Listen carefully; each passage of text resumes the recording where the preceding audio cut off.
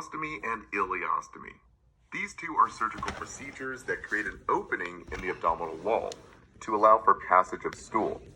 This is done in order to bypass a blockage or a diseased portion of the bowel. We're basically creating a rectum inside the abdomen by cutting the intestines and placing an opening as a stoma on the surface of the abdomen, indicated typically after GI surgery and even for inflammatory diseases like UC, ulcerative colitis, where we have bleeding ulcers inside the intestine. So an ileostomy or colostomy is created to help bypass the areas causing the trouble. And even for Crohn's disease, which we call Crown's disease, with a bunch of lumps and bumps like jewels of a crown all over the GI tract, causing massive inflammation and pain. And lastly, even for colon cancer, where surgery is done to remove the cancer part inside the colon.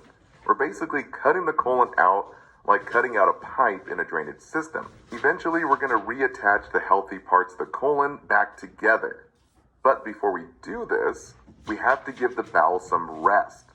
So a temporary colostomy bag is used to give that bowel rest. Now, the main difference between an ileostomy and a colostomy is simply the location. So looking at our chart here, we see the anatomy of the large intestine called the colon. And we have three parts to the small intestine. DJI. D for duodenum, J for jejunum, and I is for ileum.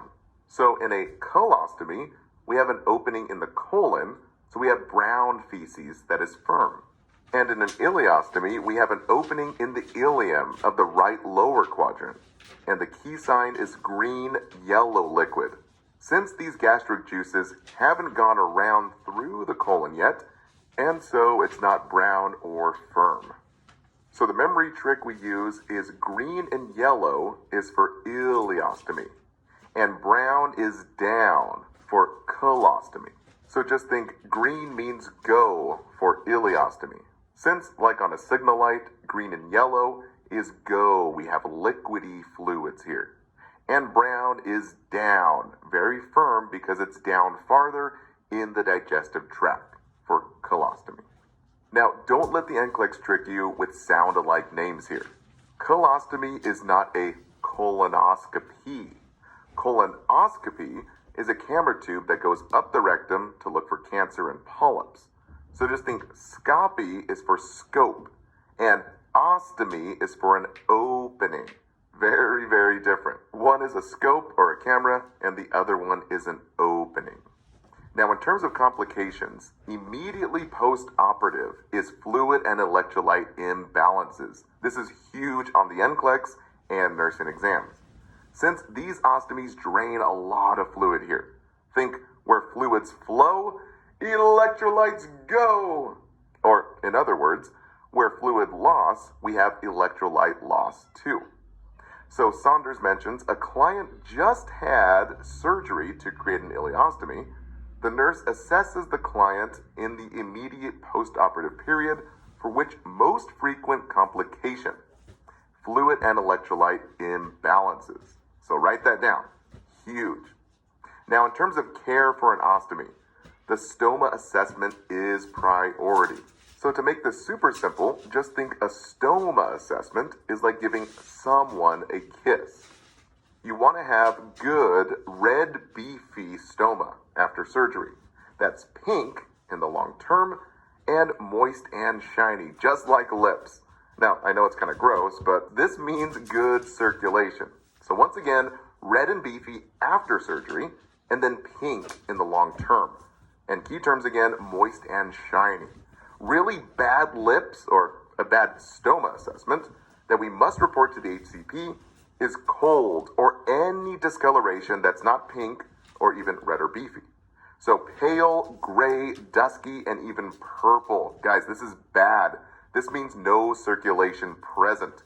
If the question has any of these types of words, even gray tinged, then this is a priority that must be reported to the HCP. Now, don't let the NCLEX trick you here. Even if the stoma is pink in the center, but has gray on the edges. The key word there is gray edges. That indicates a big time problem. Saunders mentions the nurse is providing care for a client with a recent transverse colostomy, which observation requires immediate notification of the primary healthcare provider. Purple discoloration of the stoma. Yes, this is bad. So guys, you must know your key words here. Now for new stomas, we start slow with small meals and low fiber.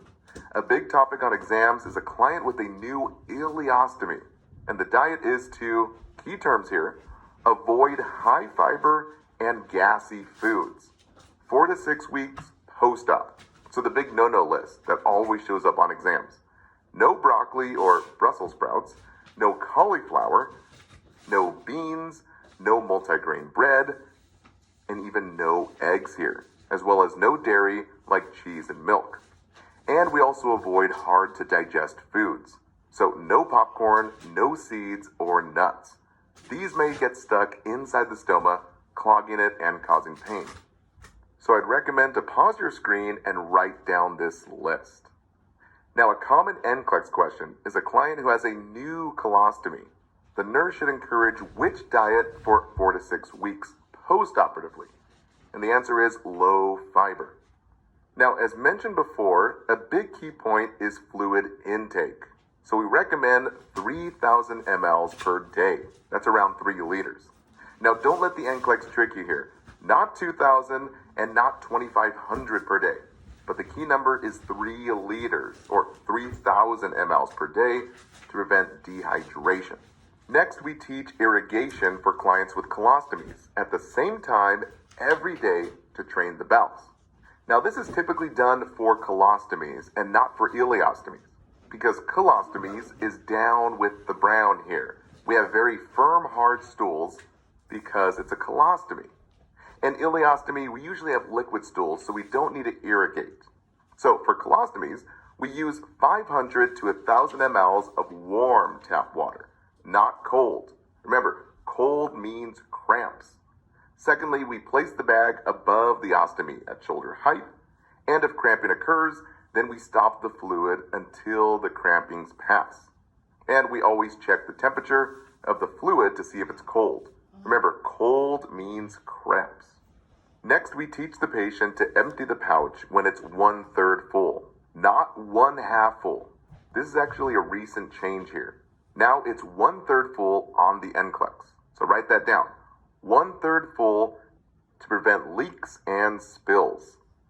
Next, we teach about the skin breakdown risk.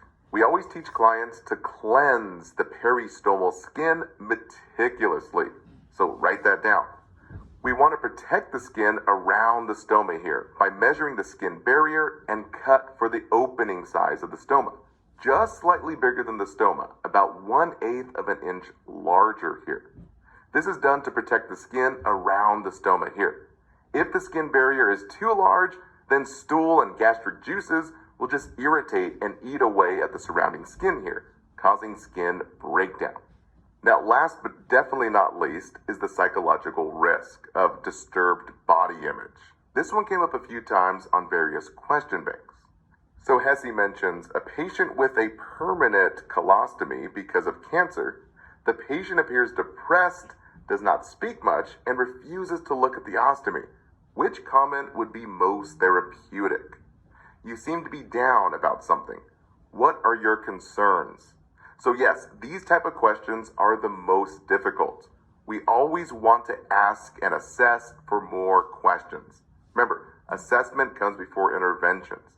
So always ask the client what are their concerns or ask questions to get more information. All right, that wraps it up. Thank you so much for watching. Don't forget to take your quiz and download the study guides. And also feel